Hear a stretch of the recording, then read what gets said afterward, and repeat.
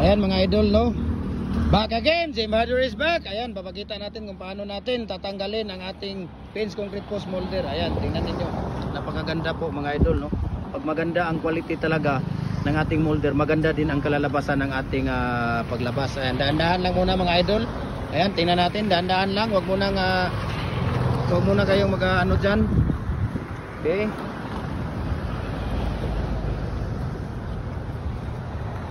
Ayan. So,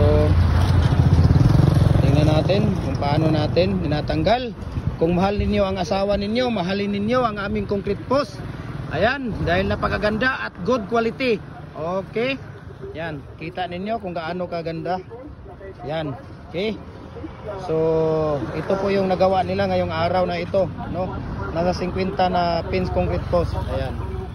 Napakaganda po mga idol, no? Kung ano ninyo mga idol dyan, ayan, yan, linisan mo nila yung molder, no? Ang tips natin ngayong umaga, pagkatapos gamitin, kailangan linisan ang molder, no?